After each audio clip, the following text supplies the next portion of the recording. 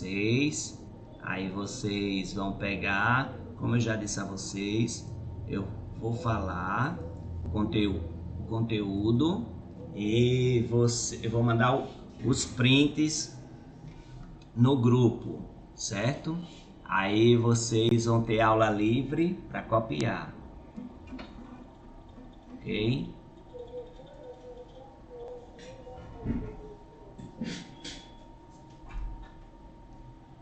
Ela congelou, não foi? Foi. Ai, meu Deus. Professora? Não, ela travou lá. Ah, ela saiu. Eu vou falar com ela para ela fazer pelo celular. Ah, beleza. É. João, espera um minutinho, viu? Vou ligar para ela. Não, é sim, senhor. Tô brincando.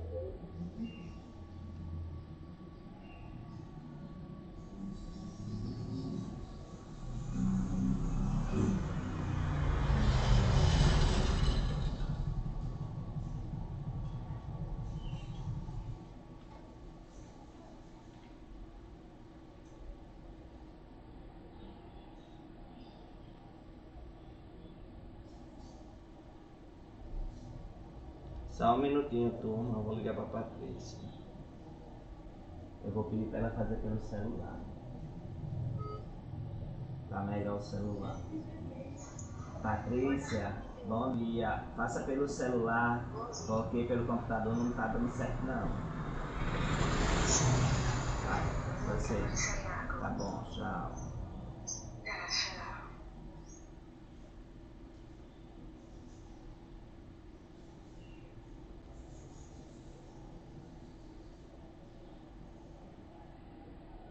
Deixa ela chegar, viu, turma?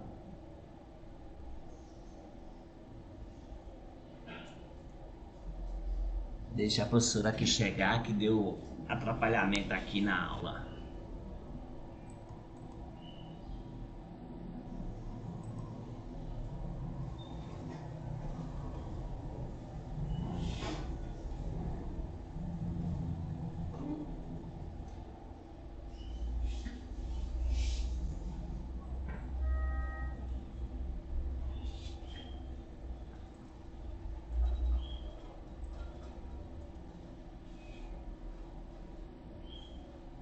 Ô, professor, Oi.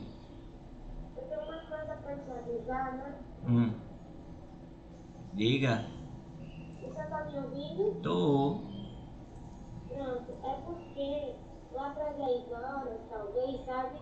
Eu não posso mais assistir a aula, porque eu vou viajar, tá bom? Tá, e você vê depois no YouTube, bota seu nome. Ah, você tá baixo, professor. É que eu tô na outra sala. Você pega, vê o vídeo no YouTube e coloca seu nome. Ah, obrigada. Nada. Ai, Eu meu. só queria avisar para depois não pensar que eu faltei. É, justificou a falta, viu? Certo. Meu Deus do céu.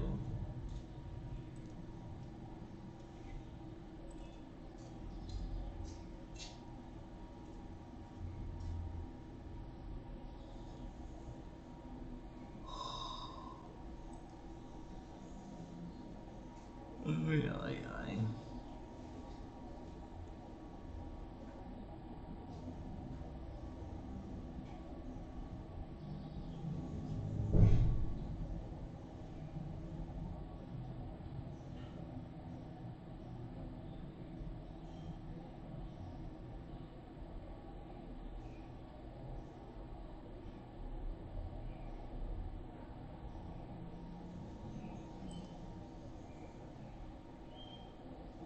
Deixa eu ver se ela tá conseguindo pelo celular.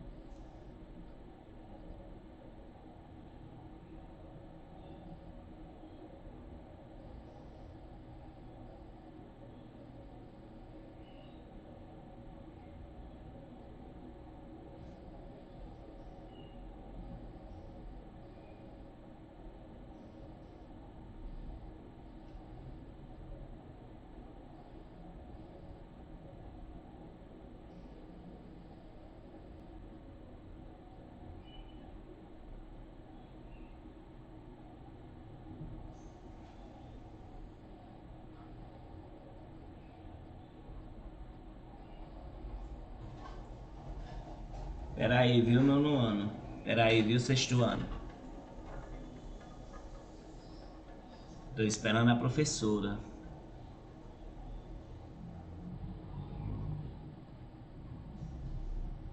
E aí, tá todo mundo bem aqui do sexto? Sim. Tudo ótimo, Ravena. Nossa, me respondeu 2 pessoas. Vocês se conhecem de onde? Mulher que tocou as missões, como está com preguiça já, com meus filhos, no dia a dia. E você, João? Você também tá bem? André, ele respondeu. Vocês se conhecem de onde, hein? Vocês se conhecem de onde?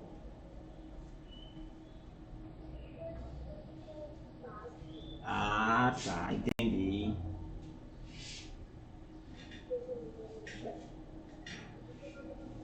Ai, ai, meu Deus. Só um minuto, nono ano.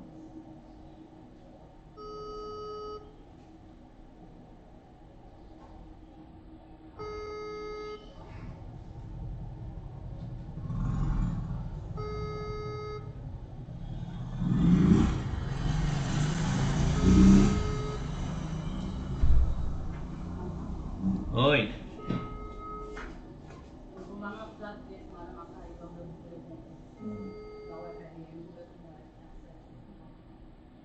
irmão, é perto de Pipa. É. 5 km atrás da onde eu não sei na casa da América. Dá muito detalhe, não. Certo. Isso? Uhum.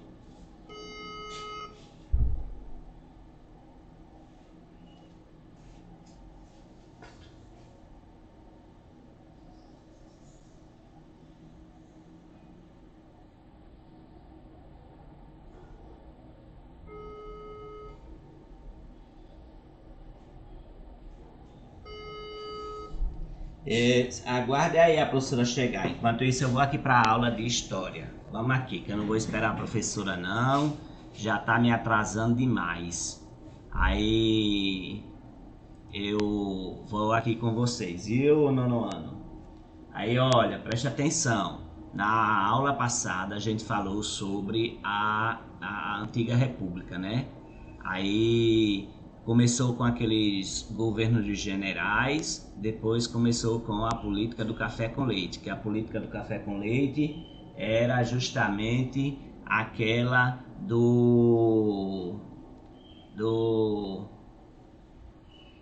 era a política do café com leite, que ora um governo era de São Paulo, outro era de Minas Gerais. Então, teve uma nova Constituição em 1891, certo? E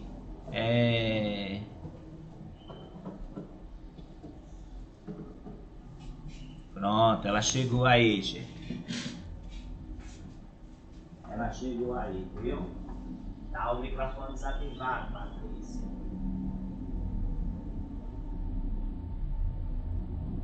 Desativar.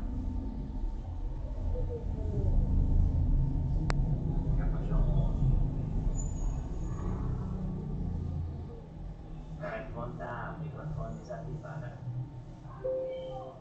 Já é clicar na tela, Patrícia, e aparece o microfone.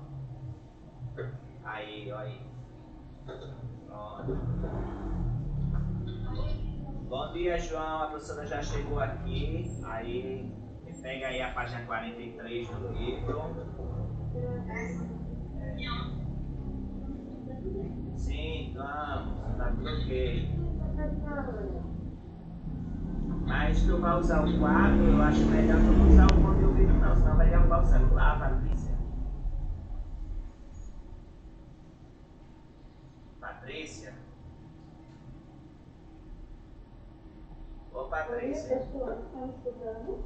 Estamos. Patrícia.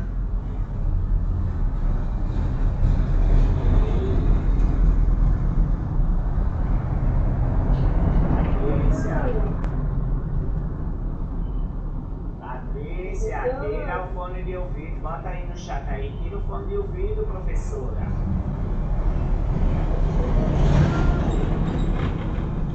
escutando não.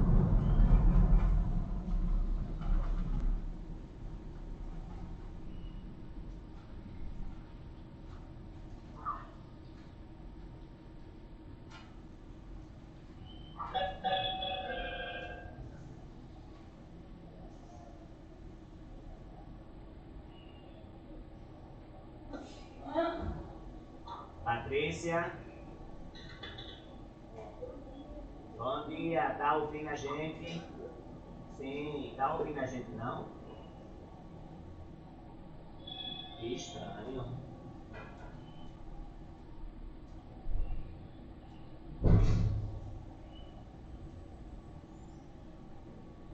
Patrícia?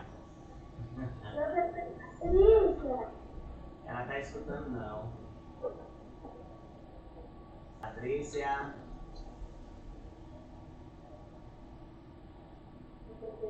Bom dia, estão me escutando? Ah, estranho. Professora? Professora? Professora? Patrícia? Meu Deus. Patrícia, professora? Professora! Calma, gente, calma que ela tá ajeitando lá.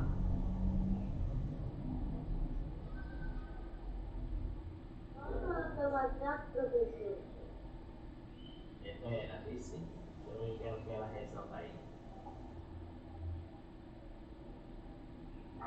Hoje tá só a misericórdia de Deus. Patrícia? Ô, Patrícia? Patrícia?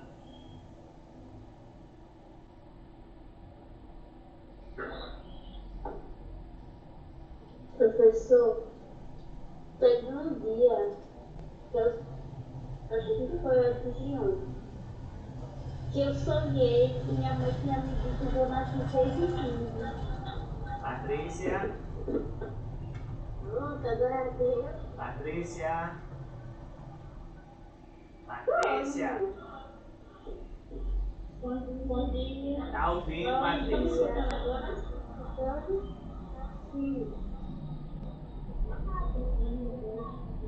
Professora, tem outra câmera que está usando essa. É, deixa eu ver.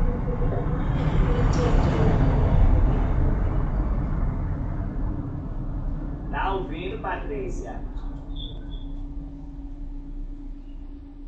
Tu tá ouvindo a gente, Patrícia? Oi? A professora tinha ligado no telefone do outro. Eu vou pegar, peraí, só. Tu tá ouvindo a gente, Patrícia? Ela não me responde não. Eu acho que ela não me escuta.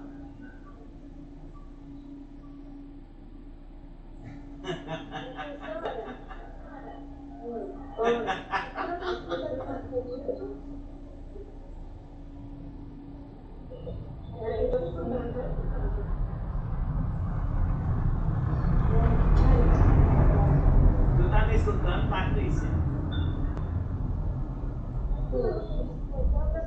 Pronto, tá bom.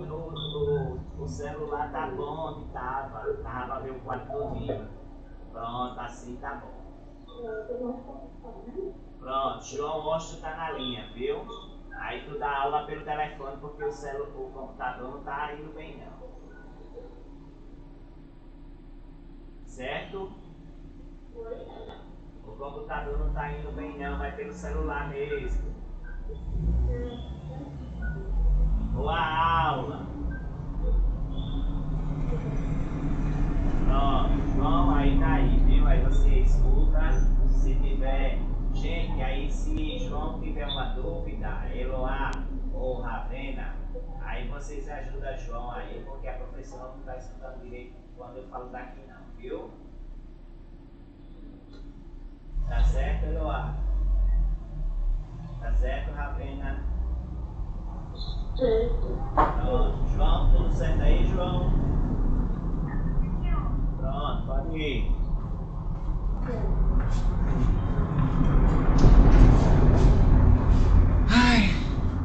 Vamos lá então. Então, já que a gente deu esse travamento aqui, né? Aí vamos lá então para nossa aula.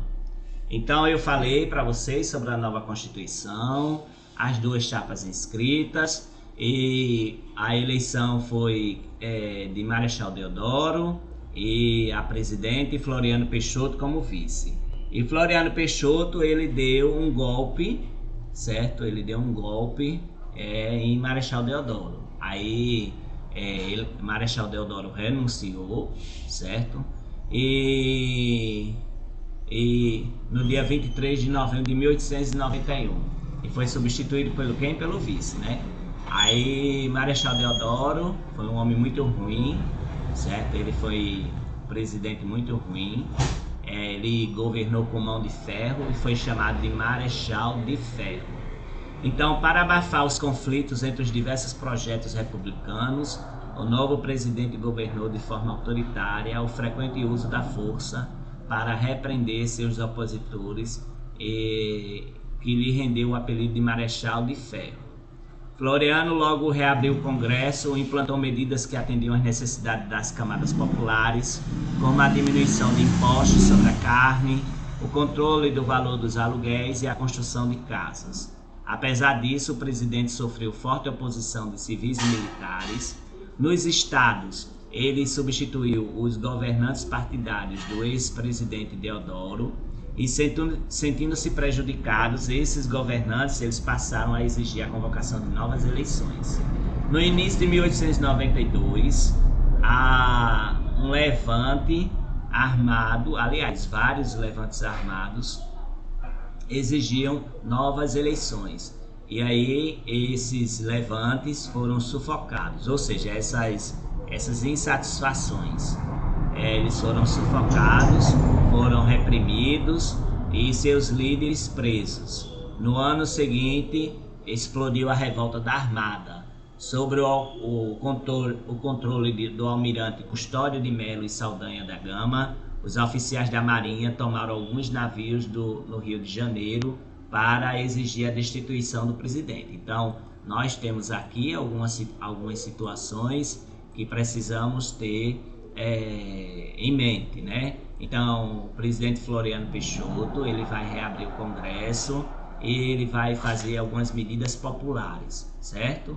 Mas mesmo assim, aquelas pessoas que eram republicanas, elas não queriam. Então, em 1893, teve a revolta da Armada, e essa revolta da Armada, ela foi bem prejudicial ao povo, né? Por quê? Porque ele sempre reprimia com bastante força, né? Essa revolta. Aí aqui, ó, nós temos artilharia nas ruínas da ilha de Vilegnão, no Rio de Janeiro, durante a revolta da Armada. Olha só, antigamente aqueles canhões, né, que se tinha, né?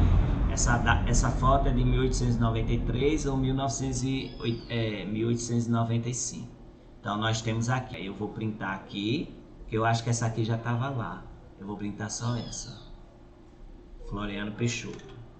Aí essa aqui, então, sobre Floriano Peixoto, quando vocês tiverem a aula, certo? Vocês vão pegar e copiar sobre Floriano Peixoto, entendeu? Vou copiar as partes que estão grifadas. Se eu botar aqui, nono ano, print 1. Nono ano. Só um minutinho, eu tô salvando aqui a imagem para botar lá no grupo, assim que terminar a aula. Aí assim que terminar a aula, copie, porque eu vou perguntar na prova o que foi a revolta armada, né? Aí você já tem essa resposta. Quais foram as medidas tomadas por Floriano Peixoto?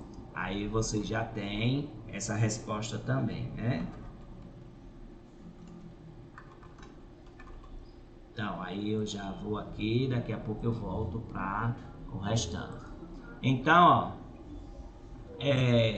nós temos aqui também a revolta federalista. Então, a resposta de Floriano, como eu já disse, foi muito dura, por isso que ele era chamado Marechal de Ferro. Os enfrentamentos duraram meses até a vitória dos governistas em março de 1894. Uma parte dos militares revoltosos se exilou em Portugal e outra parte foi presa e um terceiro grupo rumou para o Rio Grande do Sul, a fim de apoiar um levante que ali ocorria, a Revolução Federalista. Aí eu vou ler aqui também para vocês sobre a Revolução Federalista. Depois eu vou pedir alguém para ler, mas aí a gente vai ler. Então, essas pessoas, uns foram presos, outros foram para Portugal e outros foram para o Rio Grande do Sul, onde estava ocorrendo a Revolta Federalista. Aí o que é a Revolta Federalista? No Rio Grande do Sul, a elaboração da Constituição Estadual foi marcada por disputas de dois grupos locais. Os republicanos, chamados de pica-paus, desejavam um poder centralizado, um presidente de estado forte.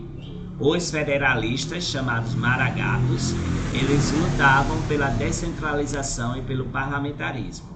Durante o governo de Floriano, teve início um confronto armado entre ambos, espalhando uma luta violenta por todo o estado. Em 1893, os rebeldes da Revolta da Armada se uniram aos federalistas, né? E eles juntos avançaram sobre os estados de Santa Catarina e Paraná. Essa aí foi a Revolução Federalista, né? Eles atingiram até ao estado de Santa Catarina e Paraná, conquistando a cidade de Curitiba. Porém, pouco tempo depois, apoiados pelo exército floriano, os pica-paus, eles expulsaram os rebeldes, que recuaram para a cidade de Desterro, capital de Santa Catarina. Ali, em abril de 1894, os revoltosos foram duramente perseguidos e mortos pelas forças de Floriano.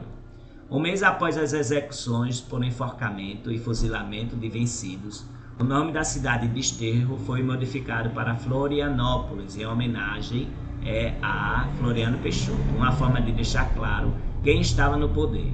Os combates continuaram no Rio Grande do Sul até julho de 1895, quando os federalistas foram finalmente derrotados. Então, os confrontos resultaram em mais ou menos 12 mil mortos. Então, o que foi a Revolução Federalista? Foi uma revolução feita, certo? Eu vou botar aqui, mas eu vou tirar o print. Então, o que foi a Revolução Federalista? Cadê?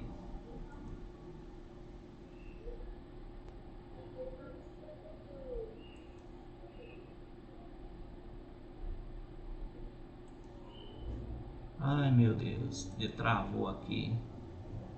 Pronto, tá aqui. Tem um monte aqui.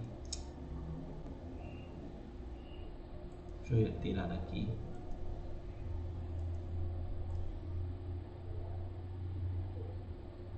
Oh, meu Deus.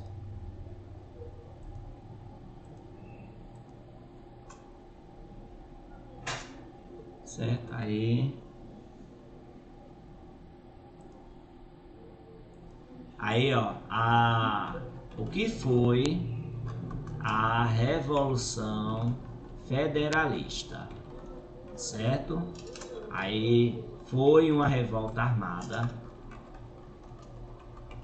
sufocada, que começou no Rio Grande do Sul e se espalhou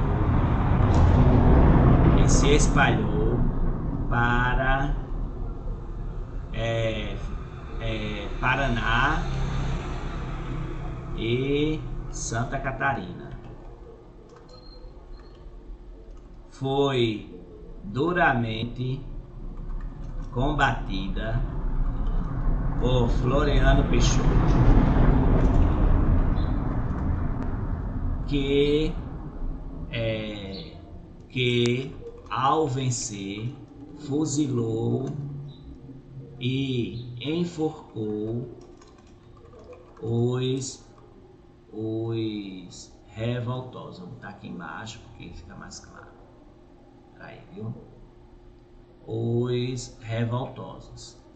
Pronto, isso aí foi revoltosos, Isso aí foi a Revolução Federalista, viu?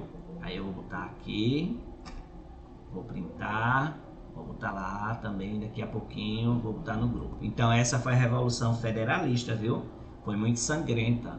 Floriano Peixoto era muito ruim, como eu disse a vocês. Ele era horrível, ele era muito ruim. Aí ele fez tudo isso aí com os revoltosos, enforcou, fuzilou, né? Matou por fuzilamento. Um ditador, realmente, um ditador.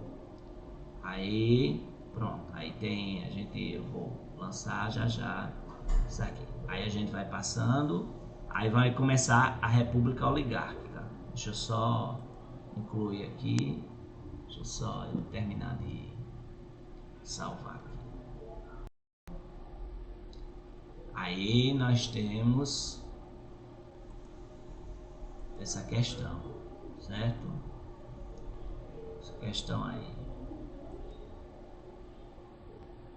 Só um minutinho que eu tô aqui, tá travando aqui a imagem. Depois eu salvo, enquanto eu vou explicando.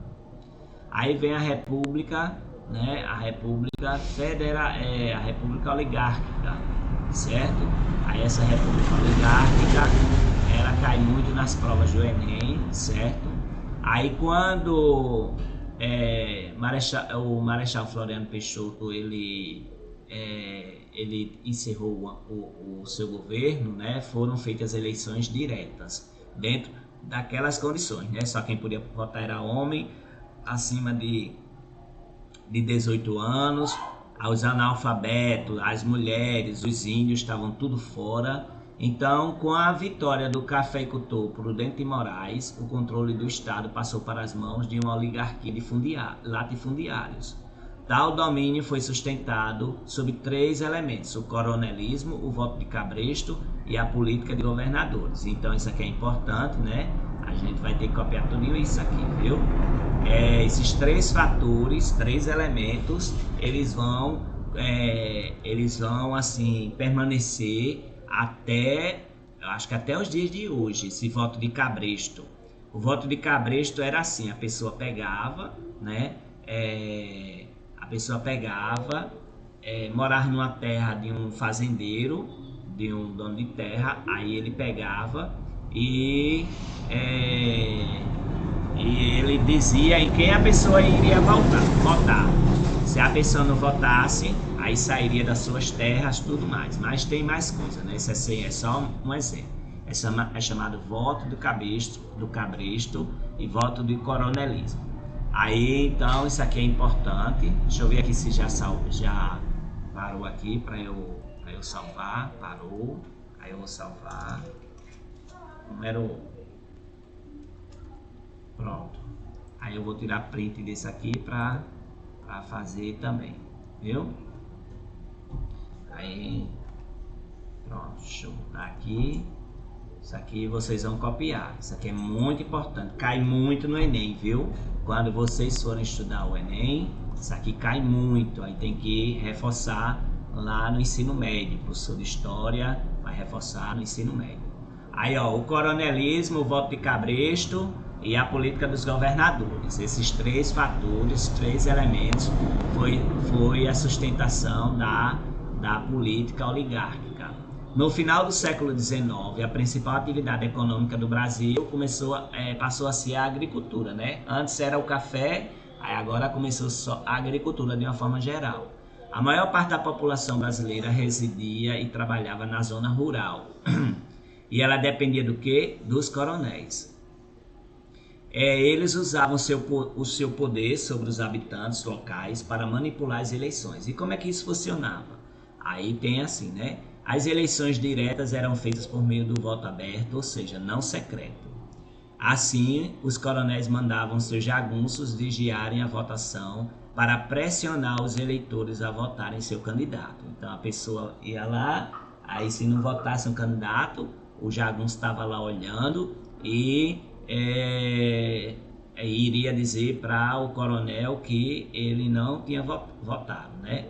Além disso, prometiam aos eleitores diversos favores em troca de votos, como proteção, emprego e cuidados médicos, os quais nem sempre eram cumpridos.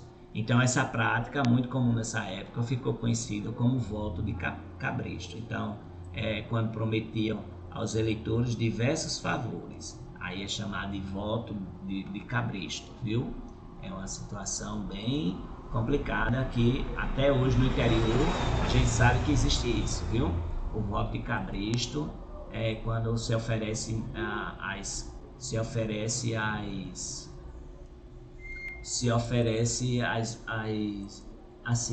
coisas para as pessoas votarem, né? Então é chamado hoje de corrupção, né? Mas antigamente era voto de cabresto, porque as pessoas elas precisam sempre das coisas, os políticos não fazem as coisas direito e termina eles pegando e fazendo assim, ele dando essas coisas para garantir seu voto, né? Uma forma de compra de voto, né? Era chamado voto de cabresto. Aí, ó, nas grandes cidades e capitais, a situação não era muito diferente. No Rio de Janeiro, os candidatos contratavam capangas para intimidar os eleitores e obter um resultado favorável, certo? Então, os políticos, né, faziam essa prática, né? Então, outra prática comum foi a chamada política dos governadores. Por meio dela, os governantes estaduais garantiam em seus estados a eleição de deputados e senadores que fossem favoráveis ao governo federal. Isso ocorria com a ajuda dos coronéis, certo? Então, essa é a prática da política dos governadores. Com a ajuda dos coronéis que controlavam a eleição. Em troca, o presidente deixava de intervir nesses locais, garantindo maior poder às oligarquias da região.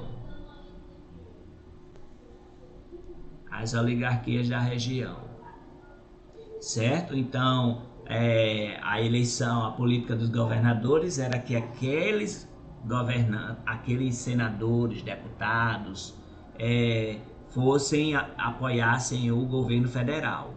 E daí o governo federal iria o quê? Deixar o governante lá, o presidente, fazer o que quisesse naquele local, certo? Então aí a região era então livre para que essas oligarquias dos coronéis e tudo mais ficasse à vontade para fazer o que quisesse. Quem não votasse também, muita gente morria, viu? Era assassinado, viu? Era uma coisa muito ruim, era essa política, a política de voto do cabresto, coronelismo, política dos governantes e etc., governadores. Aí, para manter essa política, foi criado um órgão subordinado ao presidente, chamado Comissão de Verificação. Sua função era dar a palavra final sobre a posse de deputados e senadores eleitos, certo? Aqueles que fossem da oposição sofriam a degola, isto é, não eram empossados, em geral sob acusação de fraude. Então, essa comissão de verificação era tipo um tribunal regional e eles que davam a posse aos deputados e senadores eleitos. Aqueles que eram da oposição sempre eram acusados de fraude, chamado de degola, e aí eles não eram empossados, viu? Então essa comissão da degola. Quem eram os coronéis? Olha aqui, ó, a foto dos coronéis. A figura do coronel tem início no período da criação da Guarda Nacional, em 1831. Destinada a auxiliar as Forças Armadas e o Corpo de Permanentes, a polícia da época, né? Corpo dos Permanentes, para combater as agitações políticas durante as regências. Essa milícia era uma milícia, os coronéis eram uma milícia, igual no Rio de Janeiro que tem lá os milicianos. Era constituída por cidadãos e organizada em companhias distribuídas por todo o país. Elas eram chefiadas por pessoas influentes em sua região, as quais recebiam do governo imperial o título de coronel. Com o tempo, a distinção deixou de se vincular apenas aos chefes das companhias para também ser destinada aos grandes proprietários de terras, que usavam o título para se imporem em suas regiões. Mesmo após a extinção da Guarda, em 1918, Os proprietários de terra continuaram a se beneficiar do prestígio e da patente de coronel, submetendo a população local às suas ordens e obrigando-os a votar em seus candidatos. Então aí está um carro da época, e um coronel conduzindo esse carro, certo? Aí, ó, e ele ali, ó, com o povo da polícia, né? Aí acompanhado por um membro do clero católico, um padre, que está ali de preto, sentado no banco de trás como passageiro, apoiadores do coronel, ali tem os dois, um soldado e um menino, também estão na fotografia, ó, o menino lá atrás, ó. Isso é no interior de São Paulo, em 1903, ó. Então, aqui, minha filha e meu filho, todo mundo aí da sala, aqui na Paraíba teve muito isso, no interior, menino do céu, o coronelismo reinou, fez a festa e matou muita gente, viu? Matou muita gente. Aí são os relatos que dizem aí, né? O povo, especialmente os historiadores, que dizem que aqui foi bem severo. Vocês estão me ouvindo? Deixa eu olhar aqui se eles estão me ouvindo. Estão aqui. Certo. Aí, pronto. Deixa eu ver aqui. Pronto. Aí agora, esses são os coronéis, viu? Aí vem o café com leite, ó. No início da República, São Paulo e Minas Gerais representavam as principais forças econômicas do país. Os paulistas eram responsáveis por maior parte da produção de café e os mineiros da produção, criação do gado leiteiro. Ambos estados eram os mais populosos e tinham o maior número de eleitores, né? Então aqui, ó, a plantação de café, trabalhadores lá escravizados de uma fazenda de café no Vale do Paraíba. Aí eles faziam isso assim, ó. Essa é a foto de 1885, até o final do primeiro período imperial brasileiro. O trabalho agrícola era realizado principalmente por escravizados. Durante o período republicano, quais foram as transformações ocorridas em relação à mão de obra? Então aqui nós temos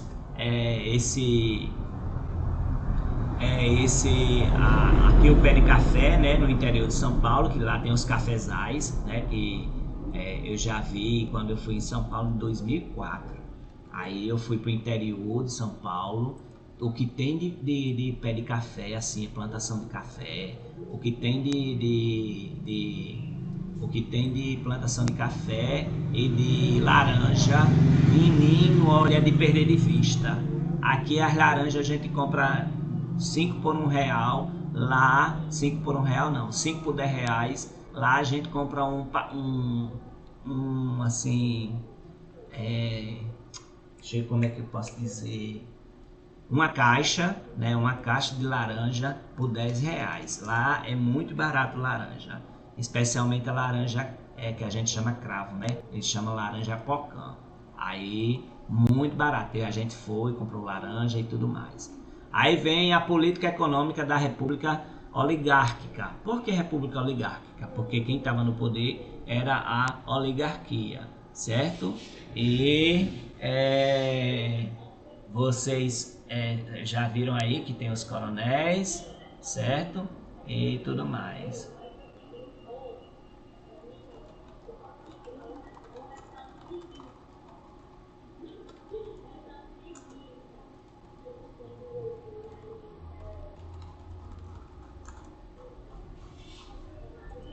Então, aí vamos aqui à política econômica daquele período, né, da República Oligárquica, daquela oligarquia. Ao contrário dos governos militares de Deodoro e Floriano, que buscavam promover a indústria, aumentando as tarifas alfandegárias, os governos oligárquicos defendiam um Brasil importador de produtos industrializados e exportador de gêneros agrícolas, principalmente o café. Então, isso aqui acontece até hoje, né? O Brasil exporta soja para a China, exporta minério de ferro para a China, minério de ferro para os Estados Unidos e tal. Então, tem uma parceria, tudo isso é muito importante. Exporta carne para a China, exporta carne para a Arábia. certo? Então tem todo, aí hoje o Brasil é muito mais exportador do que importador. Aí mais a indústria ela está sofrendo muito, né? Com muitos impostos e muitas indústrias estão fechando. Aí vai começar então o Brasil vai ser mais importador do que exportador, né? No entanto, diante do continuado crescimento da produção do café, os preços sofreram grande queda no mercado internacional, o que diminuiu as receitas obtidas. Durante o governo de Prudente de Moraes, né, aquele de São Paulo, a situação se agravou com crises e instabilidade social.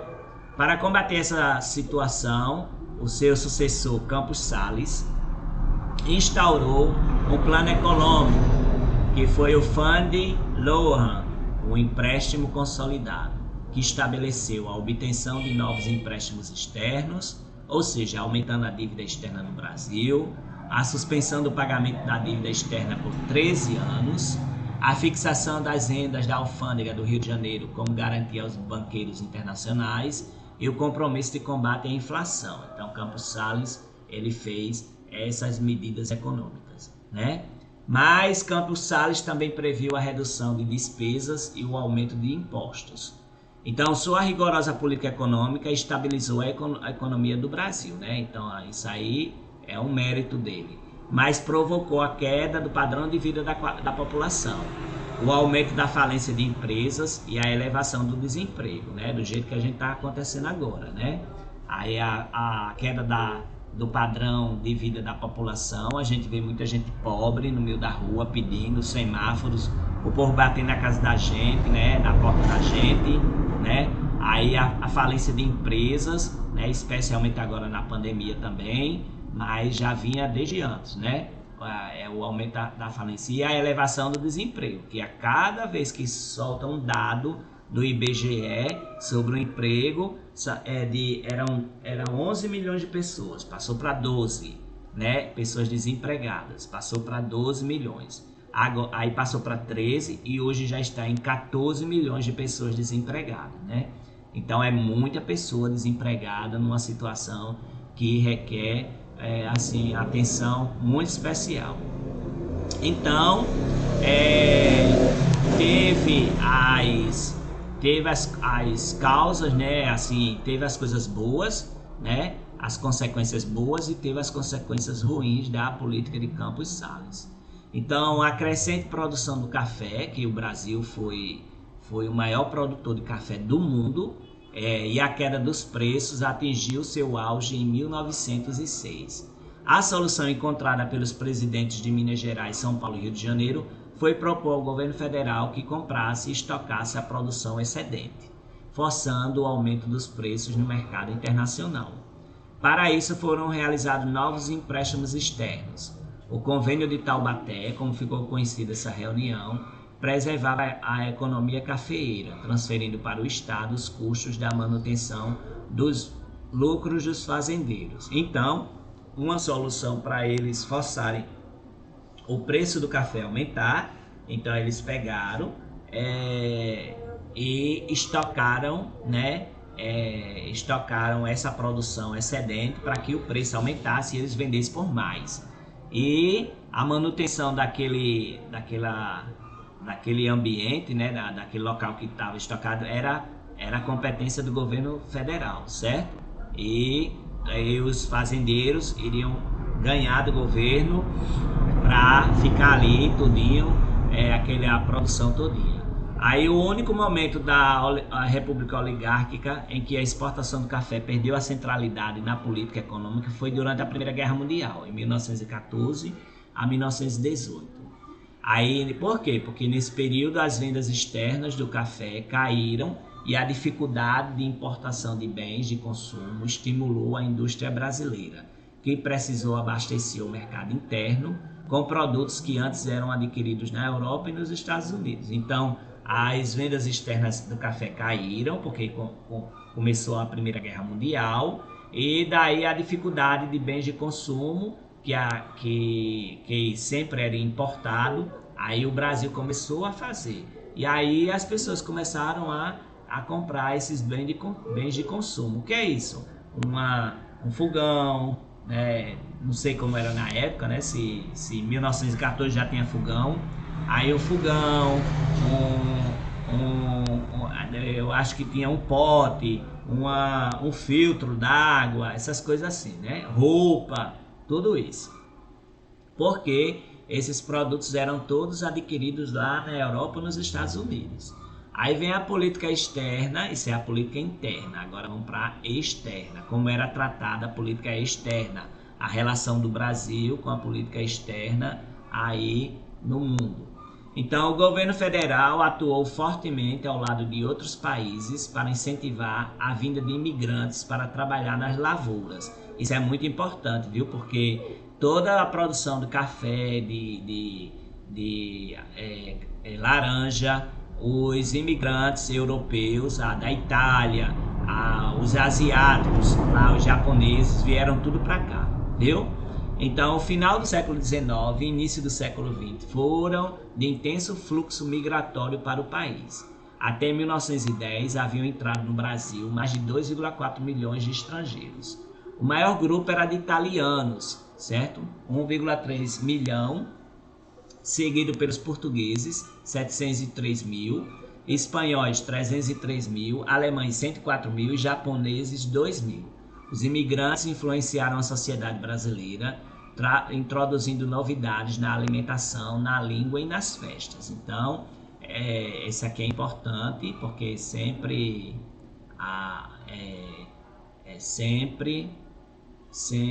cai na prova do Enem, viu? Então, na política externa, se destacou a atuação de Barão do Rio Branco. Em 1895, ele conseguiu resolver a delimitação da fronteira com a Argentina, no atual estado catarinense. Em 1900, a questão do limite territorial entre o Amapá e a Guiana Francesa. Também foi decisivo na incorporação do Acre ao território do Brasil, pelo Tratado de Petrópolis. A área, então pertencente à Bolívia, era ocupada por seringueiros brasileiros desde os anos de 1880, dando origem a seguidos conflitos, né? Então, vocês já ouviram falar do Acre, né? Aquele estado ali, lá do norte do Brasil. Então, ele pertencia à Bolívia. Aí, só que em 1880 já era, os brasileiros seringueiros já estavam morando por lá. E aí começou o conflito, não é da Bolívia, não é do Brasil. Aí em 1904 foram definidos com os ingleses os limites do atual estado de Roraima e a Guiana, certo? Então vocês vão ver que o formato do Brasil começou a ser mapeado através do Barão do Rio Branco, certo? Então ele conseguiu aqui, deixa eu ver o que mais. Eu vou botar todo esse parágrafo aqui para vocês copiarem, viu? Então, vou botar aqui, vou printar. Deixa eu ver se tem mais alguma coisa que tem não. Ok? Então aqui, ó, nós temos aqui, ó, o Acre, a capital Rio Branco, né? Aqui Macapá com a Guiana Francesa.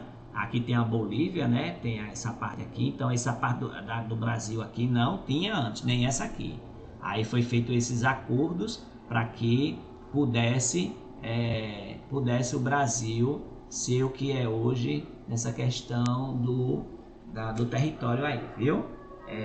Esse país imenso aí que tem muita coisa,